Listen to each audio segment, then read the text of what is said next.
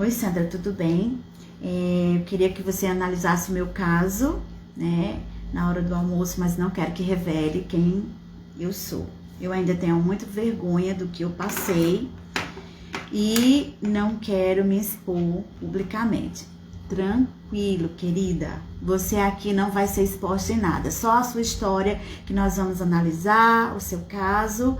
E fique tranquila, porque apenas a gente vai analisar o que aconteceu para poder te trazer clareza.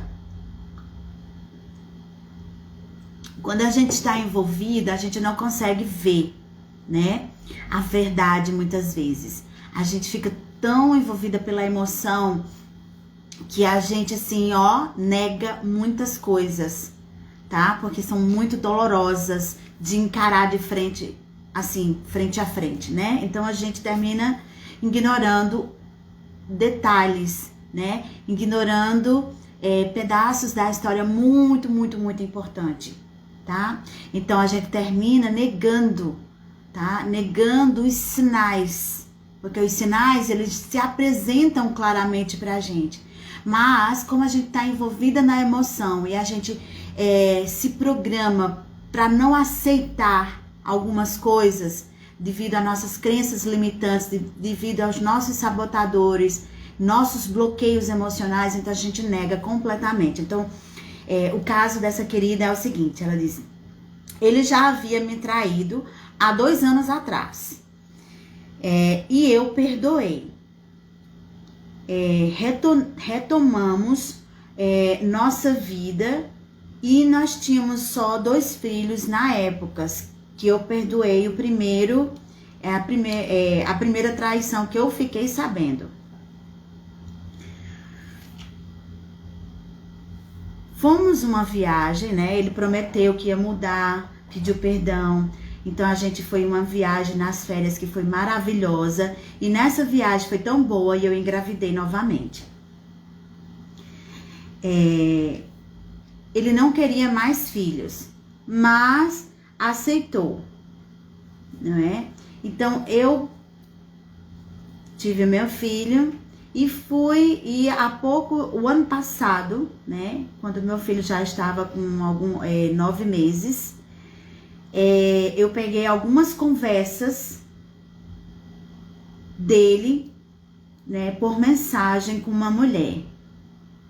Então a gente começou, né, então começou as brigas em casa. E ele negava, ele mentia. Eu dizia que ele estava saindo com outras mulheres e ele dizia que não.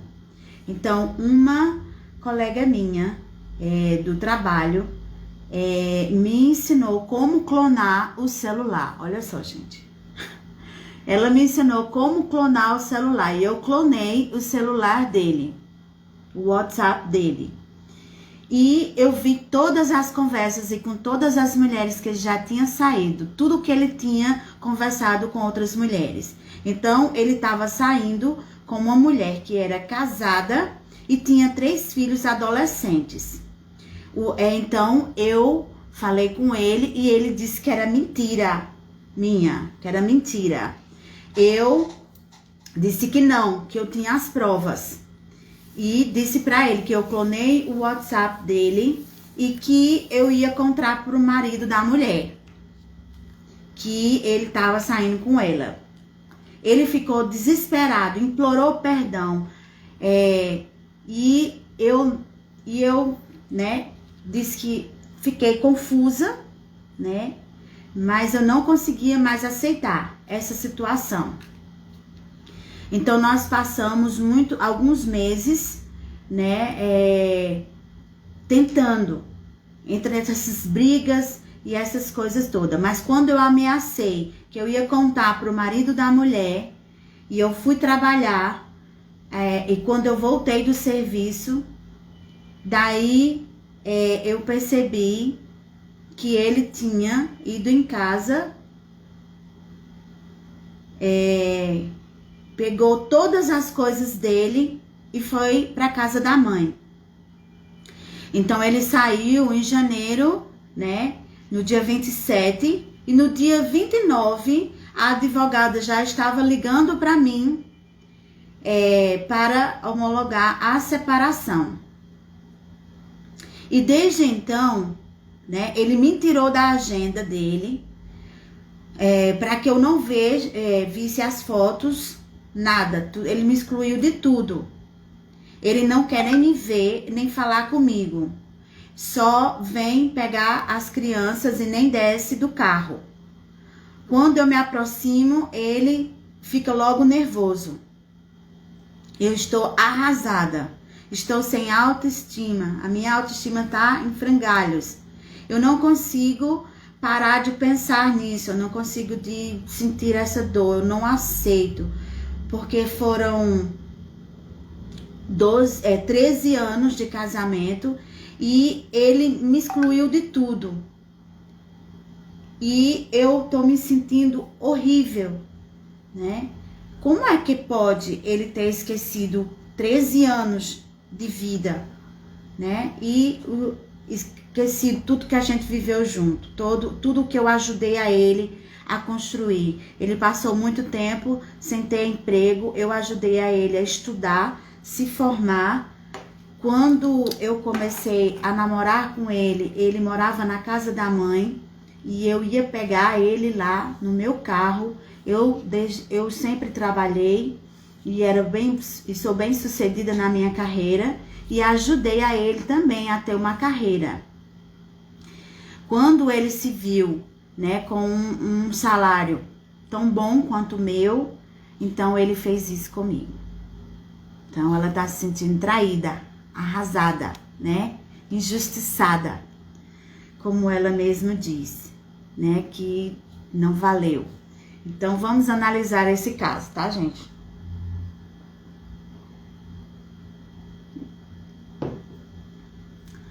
Então, primeiro, né, é como a gente percebe claramente. Para ela, né, esse homem que ela conviveu por esse tempo todo, né, e casou com ele mesmo, casou. Desde o início, se vocês observarem, ele deu sinal, né, vamos começar de trás para frente. Porque ela vai contando assim, né, o que vem na memória dela e às vezes o começo fica lá no final, que foi o finalzinho onde ela revelou que ela fez tudo por ele, né, que ela ia buscar esse homem na casa da mãe, né, com certeza esse homem não trabalhava, ela ia buscar no carro dela, ela fez de tudo, se envolveu com esse homem, se apaixonou, se apegou afetivamente a esse homem, sem nem analisar os sinais. É esse homem que eu quero trazer para dentro da minha vida? Esse homem, né, está apto a viver um relacionamento sério? Como é o compromisso dele? Primeiro começa por aí, porque todos aqueles homens que são ainda, né, acham que a mãe é o filhinho da mamãe que a gente chama, que ainda é muito apegado à mãe, que vive, né, que acha que a mãe é tudo, e que tudo que ele fizer pode correr para debaixo da saia da mãe, que a mãe vai passar a mão na cabeça, que é uma das reclamações que ela também, né, leva, né, que a mãe acolhe. Então, esse tipo de homem, isso é um sinal de alerta, é um sinal vermelho para nós mulheres. Então, você vai querer casar com o filhinho da mamãe, ele nunca vai assumir um compromisso mesmo com você. Certo? Por quê? Porque ele já é comprometido com a própria mãe. Na primeira coisa que der errado, né, enquanto ele estiver se sentindo bem e acolhido por você, ele consegue levar esse relacionamento. Tem homens que é filhinho da mamãe que nem largar a casa da mãe não consegue para assumir um compromisso sério com você. Então, vai aí um alerta. Primeiro sinal de que ela ignorou, né, sobre esse homem. Então, ela ignorou completamente esse sinal. E aí, outro sinal, ela era muito mais bem-sucedida. O que era que ele estava buscando? Conforto, acolhimento, né? E ele se deixou envolver. Quem não quer ser envolvido por alguém bacana, alguém bom, uma mulher bonita, bem-sucedida, tem seu dinheiro, tem seu carro, tem sua vida já caminhando? Todo mundo quer, não é? Então, outro sinal que ela ignorou. Mas tá tudo bem. Se esse homem realmente demonstra, conviva com ele suficiente para reconhecer quem é ele, né? Quais os objetivos dele? O que ele realmente tem a contribuir com a relação? Ele realmente quer um compromisso sério? Ele realmente quer um casamento? Porque tem homem que se envolve no casamento sem querer. Porque a mulher é muito boa, porque ela oferece tantas vantagens para ele se deixa, não tem outra coisa melhor, ele se deixa levar. Assim como nós mulheres também. Tá tudo certo, gente. Não é só os homens que fazem isso, as mulheres também fazem isso.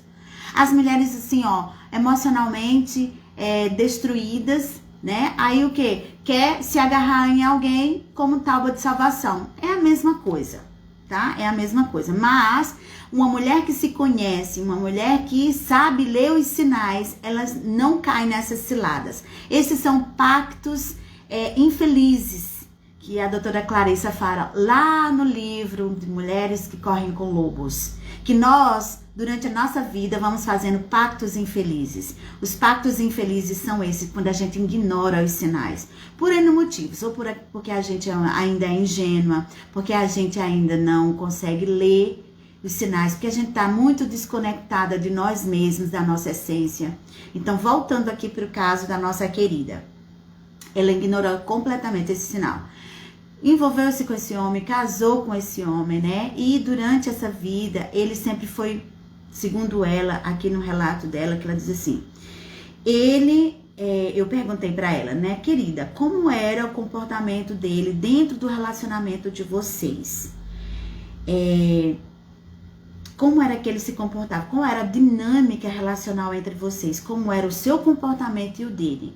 Então, ela disse pra mim assim, que ele sempre deixou ela tomar a frente de tudo e ela que decidia tudo, porque ela ganhava mais do que ele durante a maior parte dos anos que conviveram. Só há 3 anos que ele conseguiu um trabalho, né, passar num concurso e conseguir um emprego, né, que ganhasse melhor.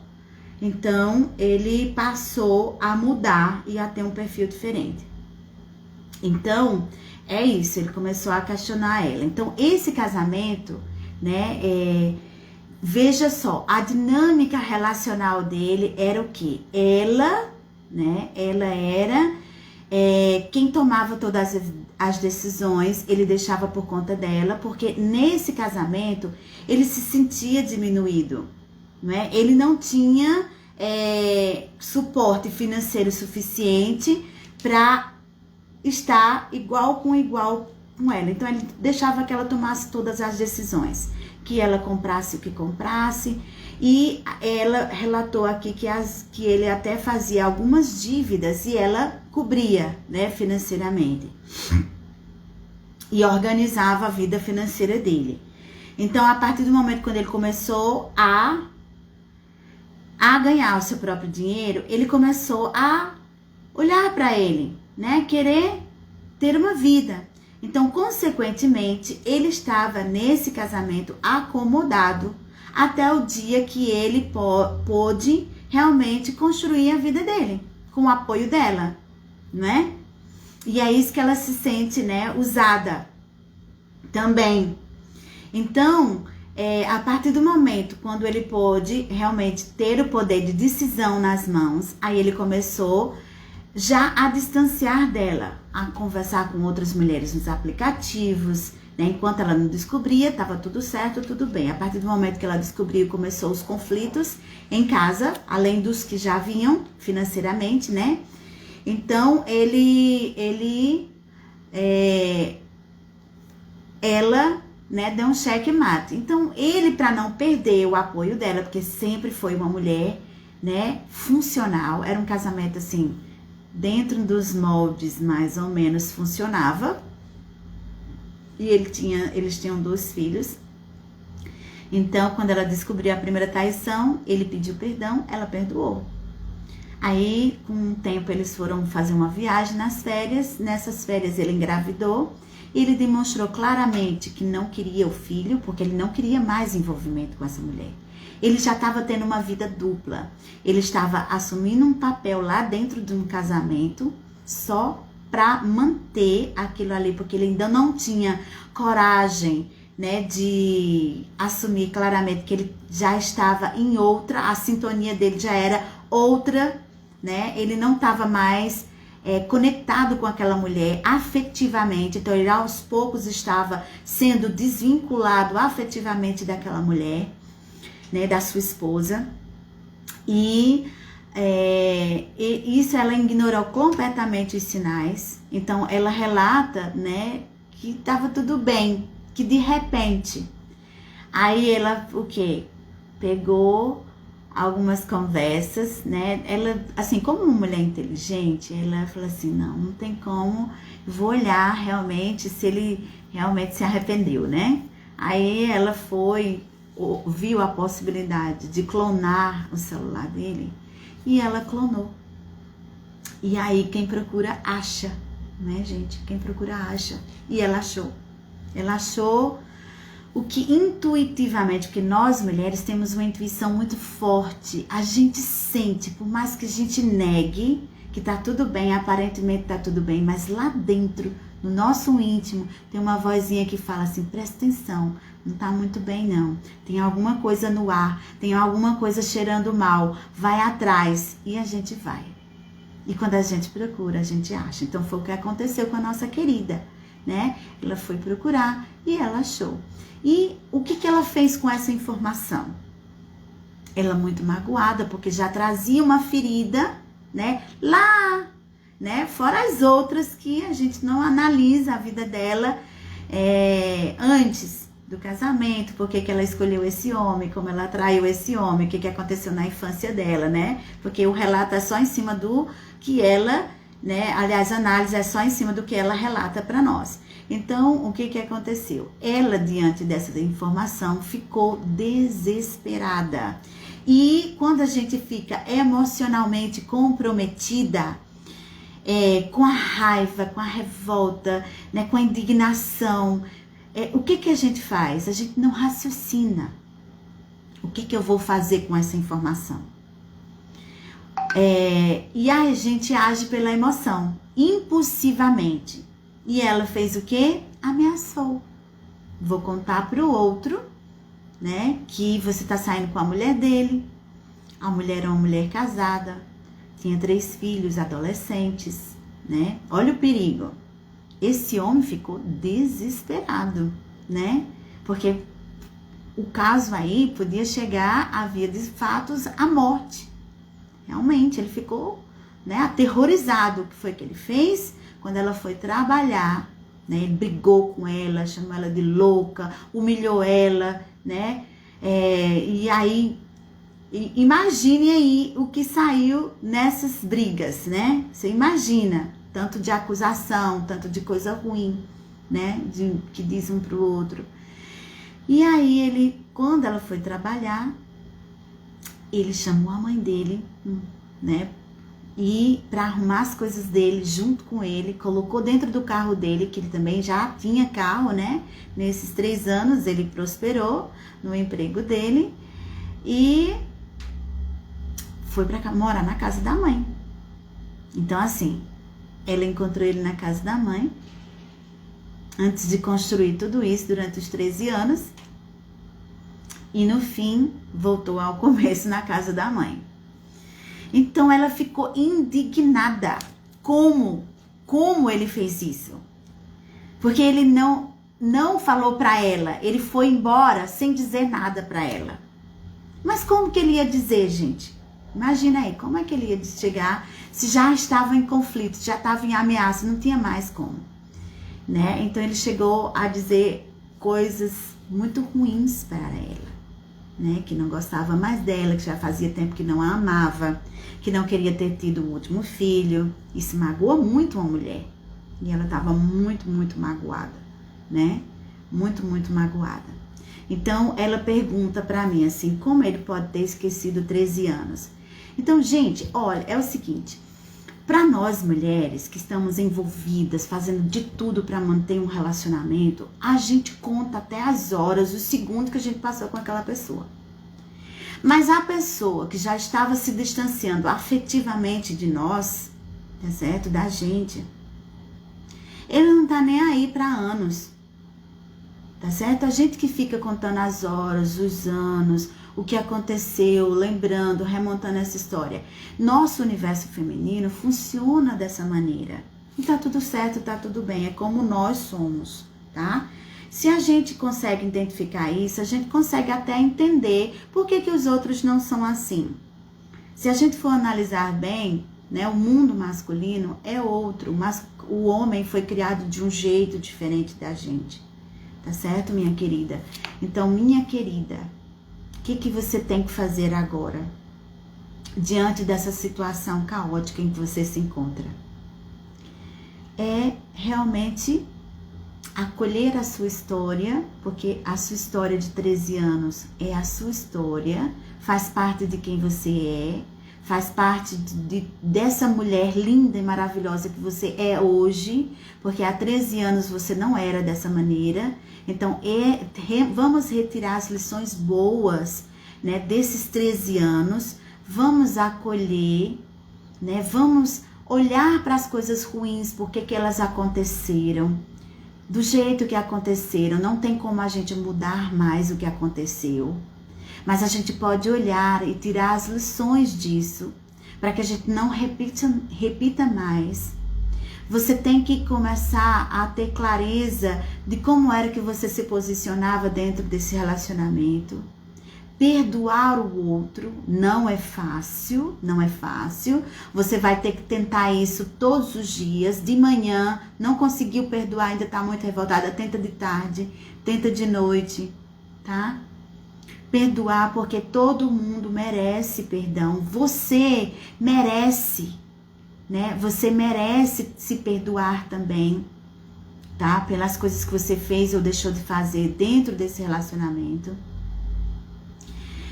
Ainda bem que você tem seu trabalho, tem condições de sustentar os seus filhos, né? Você mesma aqui no relato, assim, ele paga pensão para os filhos e vem buscar os filhos de 15 em 15 dias, mas não quer conversar comigo, né? Então, assim, não fique magoada. Ele, sem saber, estabeleceu o contato zero, que é o que eu ensino para todas nós, para poder a gente respirar, né? E começar a centrar os nossos pensamentos no que realmente interessa, para que as nossas emoções não deixem a nossa mente confusa e a gente termine agindo de maneira que mais nos prejudica do que nos auxilia, tá certo? Então, esse momento é um momento para você começar a fazer um inventário dessa relação.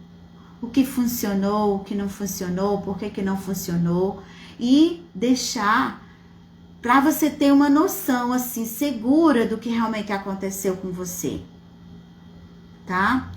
E a gente botar assim uma coisinha nessa sua cabecinha linda. A gente só consegue ter controle sobre a nossa vida, sobre nossas ações. Nós não temos controle sobre o que o outro faz ou o que o outro deixa de fazer. Então, ficar focada no que ele está fazendo ou deixando de fazer para você e para os seus filhos não é relevante no momento. Não é a questão. A questão é o que você vai fazer daqui para frente. Pensar em você, pensar nos teus filhos, reorganizar e reconstruir a sua vida. Vocês já estão em processo de separação legal. Você ainda está sofrendo muito, tá?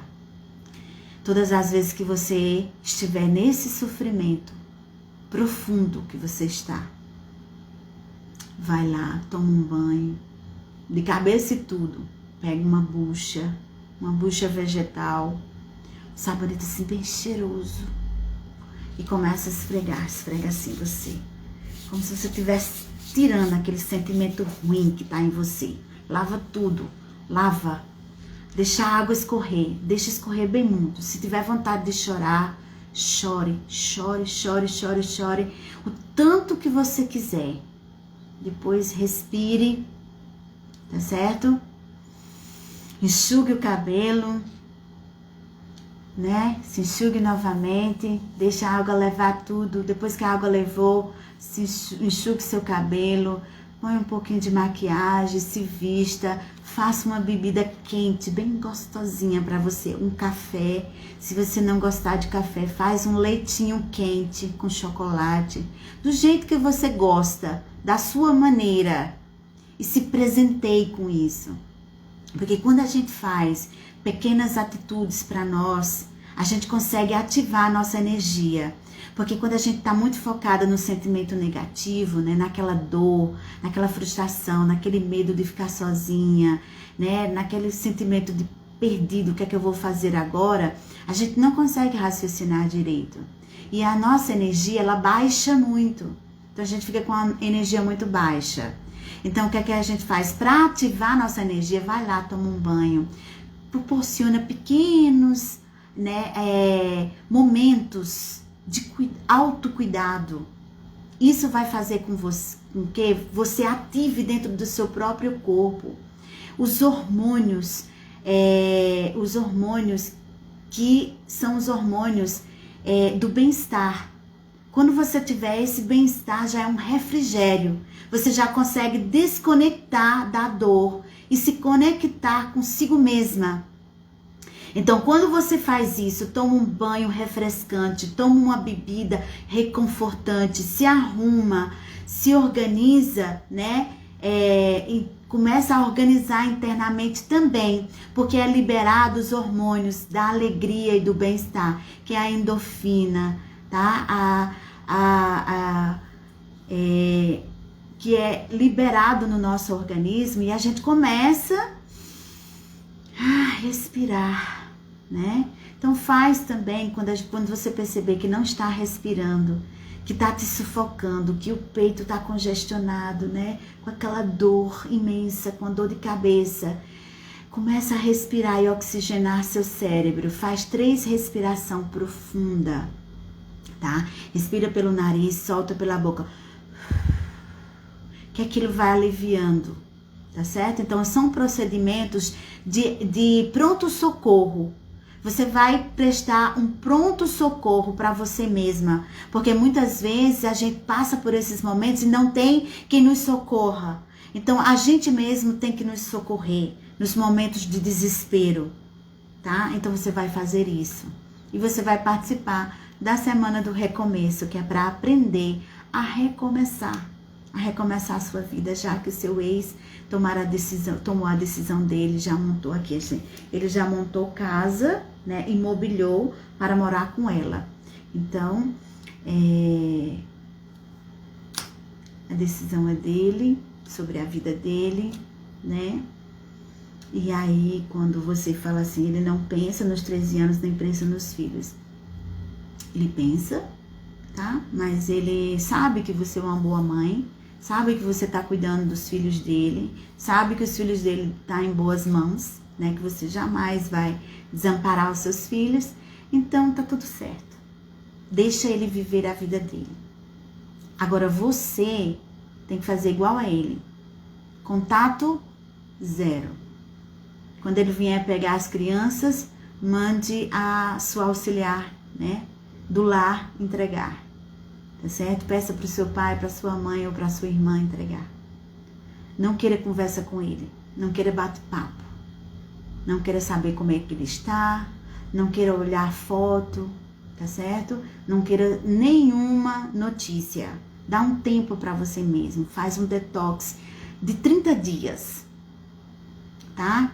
De 30 dias. Nesses 30 dias, se você estiver bem emocionalmente para lidar com a situação, para poder ver ele cara a cara, tudo bem. Se não, dá mais uns 60 dias. E assim você vai. Para você desapegar afetivamente.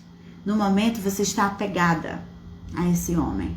No momento, você está dependente emocional desse homem. Você esquece até dos seus filhos para ficar toda hora pensando nele, pensando o que é que ele está fazendo, pensando no que ele fez com você, pensando na mágoa que ele está causando a você. Então, quando você está pensando nisso tudo, você está esquecendo da pessoa mais importante da sua vida, que é você. E depois dos outros que estão sobre a sua tutela, sobre a sua guarda, que são seus filhos. Depois, os terceiros, que são o quê? O pessoal do teu trabalho. Como é que você vai trabalhar, né? E fazer um bom trabalho. Se você está mentalmente, emocionalmente em frangalhos. Então, cuida de você. Se tiver muito pesado, se tiver ainda sem conseguir sozinha, vem pra cá, vem fazer parte dos nossos grupos terapêuticos. Nós temos vários grupos em vários horários que você pode se encaixar num deles. E lá você vai ter um acompanhamento meu diário, onde eu vou estar te ajudando. Quando você tiver uma dúvida, manda uma mensagem para mim: Sandra, o que eu faço, o que eu respondo, como que eu devo fazer, eu tô com vontade de fazer isso, me ajuda. E aí eu vou trazer clareza para você. Se você fizer, vai dar esse resultado. Se você não fizer, vai dar esse outro resultado. Que é que você decide? Eu vou te ajudar a ter clareza.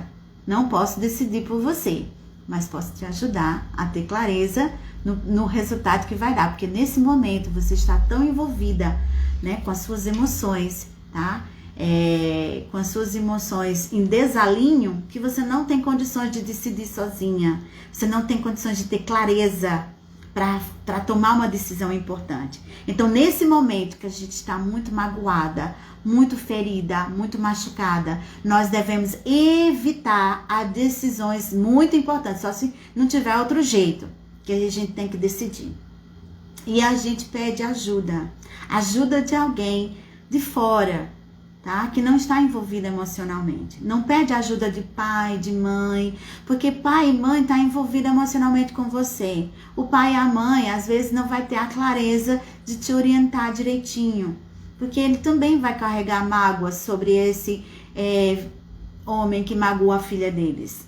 Não pede ajuda de sogra, porque a sogra, o sogro, vai tomar partido de quem? Do próprio filho, não é? Ou vai ficar magoado com o filho. E aí a mágoa não deixa a gente ter clareza, gente. Não deixa.